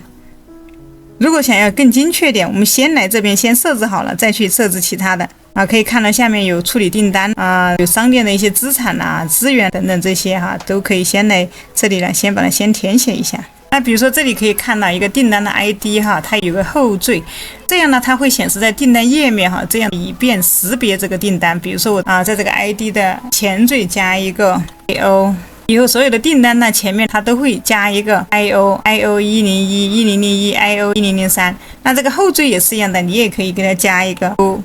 那么你可以看到以后的订单后面它就会加上一个 WMN 的这样的一个符号大家可以根据自己的情况来看一下你怎么样来编辑这个 ID。 所以这些在关于订单方面这些都可以在这里来改一下。那下面就是一个订单的处理，可以看到比如说你是不是自动发货自动发货，或者说仅自动履行订单的礼品卡，或者不自动配送这些你可以去选一下。那么不自动的话，我们手动来发货关于一些订单处理的一些设定，这里的话，如果说你要选择自动发货，实际上这个里面你可以去通知顾客，你也可以去选择这个它都会提示你。其实这里面有一些问题存在大家可以根据自己的需求你也可以去选择手动发货这样 Shopify 它是可以帮你屏蔽一些高风险的这种问题。用户的话，那下面这里可以看到有一个商店资产，这儿还有一个品牌，那这个品牌资产你可以点击进来。品牌资产里面它会有一个单独的选项，大家也可以点击进来看一下。这儿我们先保存一下，保存之后我们这里点击进来，进来之后你可以看到它这里会有一个通用的品牌资产这里有一个默认的一个 logo。 可以看到其实我们在对外的店铺在展示的时候有很多品牌的信息它这里是还没有来定义的所以我们在这里呢我们要先来改一下。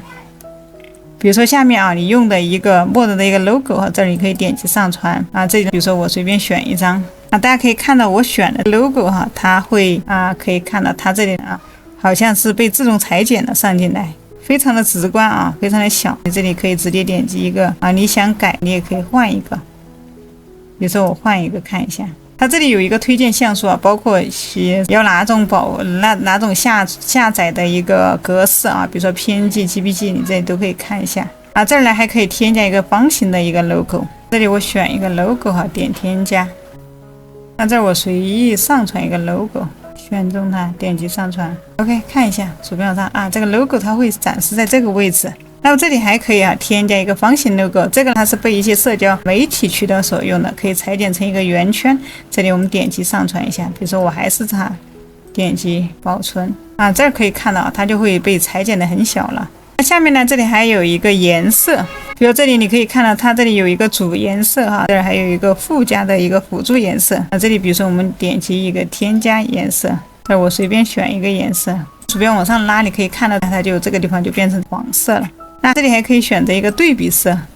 对比色比如说是颜色，这个对比色呢它这里默认是一个白色的，这里你还可以添加一个辅助的颜色比如再往下拉你还可以在这里添加一个封面图片。那这里比如说我们这里随便选一张，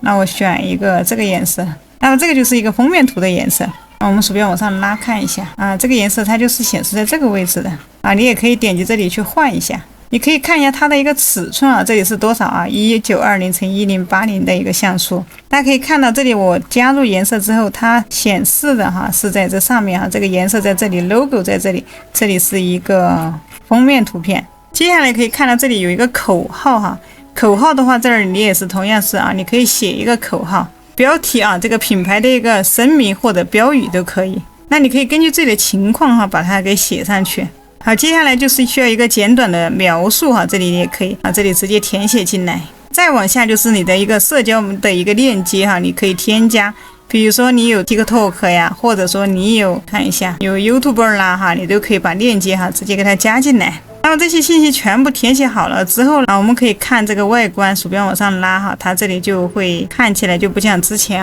什么都没有，更加的专业了我建议大家来完善一下这部分的一个设置。接下来还有一个非常重要的一个设定就是运输和交付。我们这里直接点击进来这里先保存一下要直接点击这边这个就是关于一个运输邮寄的一个设定。这个设定里面它实际上已经内置了很多模板。首先来到这一个区域可以看到一般的运费还有价格国内的，这里我们直接点击进来。现在这个里面所有的产品其实我们没有去分类，所有的产品呢它都只有一个运费的标准。如果你想对比一些产品要去有一个特别的邮寄费用的话，那么我们需要在设置里面呢来给这个产品单独建一个组，给它单独去设定它的费用都会告诉大家如何去设置。如果普通的这种整个商店的一个运费的设定呢其实就很简单了。这里可以看到我选的是一个，我选的是一个香港的，这里默认它是香港的一个运费是怎么设定的其实它里面还给了一些模板，比如说这个运费的话它有快有慢的它有分几种，那么也有免费的也有快的。那么你可以看到鼠标往下拉它这里你可以点击后面这里会有一个编辑按钮这个快的看一下快的是多少运费这里是23.99。那么你可以根据这个标准来设定，比如说自定义自己的费率名称根据重量这下面最低价格，这里有一个以商品的一个重量比如说1kg 多少，1公斤或者2公斤以下是多少。那么这样你就完全可以根据你自己的标准来去设定。这儿自定义名称这里你可以自己去改一下。这里可以看到这里它会根据你产品的重量来帮你算出这个产品的费用。那其实现在越来越多的商品他们会去选择一个免邮他会选择把这个邮费来给它包含在里面。所以大家要根据自己的情况看你是小件还是大件。这儿你可以看到，你可以选择，比如说你要用重量来收费，那么你就选择重量，比如说2公斤以下那么你的费用是多少这里你可以改一下。那如果说5公斤以下你的费用又是多少这里你可以把它来改一下。那你还可以以订单的价格来算运费，这里运费一定要设置好如果你想设置一些什么免费的、免邮的，你给它制定一个免费，也就是说顾客的消费总金额在多少以上呢，它会自动使用这个标准这个也是可以的。或者说几天到几天呢，它的一个邮寄的时间呢，它的价格呢也是。那么这里还有一个这是快的，比如说还有一个标准的，这里你也可以来编辑一下慢的又是多少这里价格你自己来设定一下你还可以在这下面再添加一个费率你可以看一下，比如说有多少来使用一个统一的一个费率这个根据你的产品大家来设定一下。或者说你消费多少钱以上呢，你要给它免邮把它邮费包含在里面也是可以的。如果说可以看到这里你不想使用它的这个模板的话，你就可以这里自己来添加也是可以的。有的像你的产品都一样了比如说大小都差不多，重量都差不多你就可以使用一个统一的一个费率。这设置好了之后呢，你就直接点击一个保存。那这儿每个国家不一样它的运费它的设置方式都不一样。那这里还有一个标准有的呢它会发往不同的国家假设你要销售到其他的另外的国家的话，那么你还要去增加。那我们该怎么设置除了这国家我还要销售到其他国家，我们就可以点击这里一个 market， 点一下它，先保存一下这里，然后再来点。那这里呢，比如说我们要增加其他的我们再点击一个加号比如说其他国家的，可以看到这里增加了之后，我们这儿点击一个保存。接下来我们再来设置，再到运费这里，我们再点这里一个运费这里。那我们鼠标往下拉你可以看到，那么你可以看到在这里呢，接下来这下面什么澳大利亚、什么奥地利这些国家就可以进行设置了。那也就是说呢，现在我们把其他的国家都添加进来了。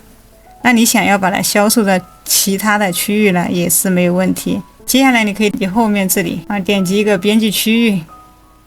那么你想加哪些区域比如说日本马来西亚韩国这些了比如说我想加一个这儿美国里面可以比如说哪个州，那这里你要销售哪几个州，你就直接选哪几个州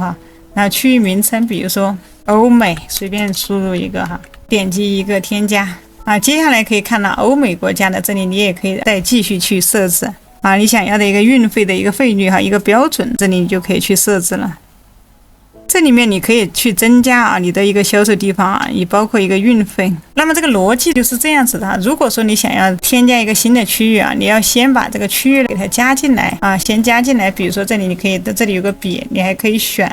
你要选哪个国家可以看一下。比如说这里随便选一个国家看一下，比如说要销售在印度，那你这里加一下点击添加。这个时候你加进来之后呢，你再到这个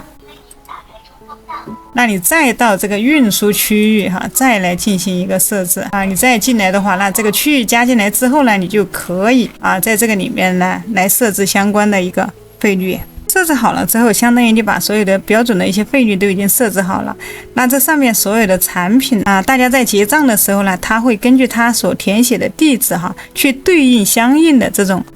这个费率这样就非常的简单了。那接下来呢，它还有一种设定就我们刚才提到的这里面其中的某一款产品它非常的特别它也有一些特殊的原因，比如说它的运费呢，下面这些都用不了它这种是比较常规的这种运费，那该怎么办呢？接下来你可以点击下面这里有个配送设置，直接点击进来。那么这个时候可以看到在这里有一个创建自定义配置文件，那么我们可以重新再单独的去创建一个新的资料直接点击它所以这个产品的话，它相当于需要我手动来指定接下来在这里我们先设置一个名称，文件的一个名称，比如说是一个栏。那接下来就是选择产品哈，你想自定义哪些产品给它一个特殊的一个区域哈，比如说这里先点击产品，比如说这里呢这件牛仔外套，点击添加。那比如说这款产品比较特别，它需要特别的一个添加特别的一个费率哈。首先让我们鼠标往下拉，这里我们需要先添加一个配送区域，也就是说给它发往哪里。这个区域是什么样的一个费率哈？我们再点击一个添加，比如说这儿我选一个新加坡，点击一个保存，接下来还增加一个费率，这里比如说它的运费是多少这运费是8块钱，可以点击保存其实就这么简单，单独再来给它设置一下。当然这里呢我们也可以来指定一个运营商，那么指定运营商还是点击这个添加费率哈，这儿来比如说它这下面就有另外的一个选择使用运营商来进行一个计费哈，这儿方法跟刚才都是一样的，同样是再添加一个组，又或者这里你还可以再添加一个区域比如说这里选择一个欧洲点击添加欧洲的一个费率这里都是一样的，方法都是一样的。所以当这个产品被客户选择的时候呢，它这个费率标准呢就由我们制定的新的一个运费标准来替代，而不是用刚才的常规的。那除了这个产品之外呢，其他产品呢我们就选择用常规的。那大概的设定这里就给大家讲一下，这里点击一个保存。那么这里还是建议大家尽量呢把这个运费的设定呢尽量的简单化如果在定价上或者这个运费上大家都要去综合考量。所以越简单这个设定就越简单了，自己设定上就会更简单太复杂多个什么嵌套的这种是非常容易出错的，所以大家在这里还是要认真的考虑。好，接下来呢我们再点击左上角返回到后台，我们再来点击这里我们的一个网上商店看一下我们的这个主题这儿我点击网上商店，点这个眼睛来查看我们的在线的商店。现在大家可以看到我们整个页面的一个装修了，从一开始的什么都没有到现在可以看到这里有一个我们的 logo， 包括呢有我们的一个主菜单菜单栏，到下面的一个横幅展示区再到下面一些商品展示区再到下面是我们的一个指定的一个商品的一个展示。拉到底呢，这里还有一些相关的一些政策这些法律法规呢都有。产品点击进来你可以看一下这款产品，可以看到这里有我们的一些付款的一些设定自定义的一些付款的说明，你可以选择它的相关颜色也可以选择它的相关尺码。那其实已经对这个商店已经非常仔细的定制了。可以看到在关于我们的页面呢，你可以在这里加图片，也可以在这里加文字详细的给大家介绍一下你的这个商店。可以点击返回到首页你也可以找到它对应的商品呢，它也有对应的颜色、对应的尺码，包括大小码呢，它的颜色一个颜色一个大小码呢，它有一个价格不同的一个设定都已经涉及到了。那么接下来就会出现一个问题，那就是我们怎么让我们的用户来找到我们的网址找到我们的 Shopify 商店大家现在可以看了，鼠标回到左上角，这里就会出现一个网址。那这个网址它现在是属于一个临时的网址这个网址更多的是我们在初期的时候设计网站用到的一个中间过渡的一个网址属于一个临时的那么我们要把它换成一个长期永久的一个网址，怎么操作呢？接下来呢，我们来看一下。我们还是回到后台，点击左下角的设置，我们找到左边这里有一个叫域名的这个地方 EOMAI， 那这里我们直接点击进来。在这个地方呢，你可以去购买一个新的域名，比如说可以看到目前这个就是上面我们的这个临时域名，我们要去更改域名，这里你可以也可以去，如果说你有现有的域名的话，你可以直接把你的现有域名添加进来这儿可以直接去点击更改域名，那么把你的相关域名就填进来就可以了。那如果说你没有域名可以看到这儿，你可以选择去连接没有的，也可以选择这里直接去购买域名。那在这里购买域名你想要一个什么样的域名？比如说我在这儿输入一个小郁金香.om你可以输入你想要的一个域名，在这里搜索一下。在这里呢，你就可以直接去购买域名这里你可以看到这儿有郁金香.com的，它的域名呢，这个一年是16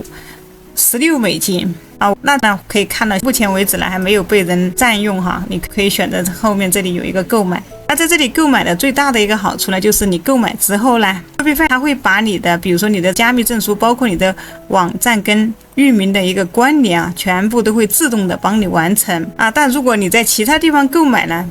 也是可以的哈。如果说你能买到更好的域名呢，或者说你通过其他的一些 APP 购买域名哈，如果说还能给你获取更多的一些设置的一些便利呢，也可以的哈。比如说像这个 Hostinger 啊，或者像很多那些可以购买域名的一些平台。只不过呢，你在这个上面这里购买域名，它是最简单的一种方法啊，最方便最直接的啊，大家跟着操作就可以了。域名这里购买完了之后呢，域名购完了好，购买好了之后啊，这儿它就会直接跟你关联上。如果说你是在这上面购买的话，如果说你在其他地方购买，你就直接去连接现有域，接下来再去返回哈，点击我们左边的网上商店。如果说我们的整个网站都已经全部设计完了之后，那其实顾客哈或者其他这些外面的人，他还是不能看到我们的商店。因为在整个设计过程当中呢 ，Shopify 会自动的帮我们去设定了一个这里有一个叫密码保护，这儿它叫一个 password 一个密码的保护。在这里，如果说你没有去删除的话，那别人是看不到我们的商店的。但如果说你在这里去把它删除了之后，那我们的商店呢，只要知道我们网址或者知道我们这个地址的所有人呢，他都能在自己的浏览器上来看到我们的商店。也就是说呢，我们的商店对整个外界就公开了。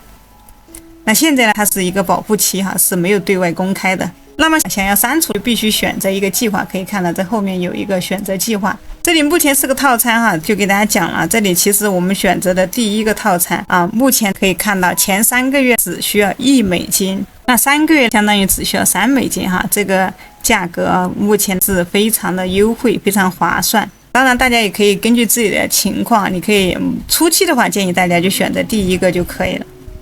那么大家也可以设置好商店之后呢，你就可以去添加产品，去进行一个产品的一个推广把自己的店越做越好。那这个产品的推广或者说产品的一些上架，还有一些推广这些呢，之前大家可以来看郁金香呢，之前有详细的给大家讲解一期视频就是跨境电商独立站搭建5小时的一期教程。那么这里面呢，从上架产品到推广产品到后面是非常详细的一期干货教程有兴趣的伙伴可以来看一下我的这期视频。或者说你想要注册好了之后，你想直接用一些什么社交媒体或者 TikTok 这种直接来推广你的产品呢，那么你想要学习一个投放广告的一个教学呢，大家可以来看我的这期视频这里有一个注册开通TikTok 广告账户的关联我们独立站的一个教学相关的一个视频大家都可以来看一下。视频看到最后呢，相信大家对整个 Shopify 有了一个详细的了解，也希望我的视频对你们能够有所帮助有帮助的朋友希望大家能够给我点个赞非常感谢大家的一个支持。好了，那今天就到这里了大家记得订阅点赞，并且把我的视频分享给身边有需要的朋友。OK， 那我们就下次再见喽。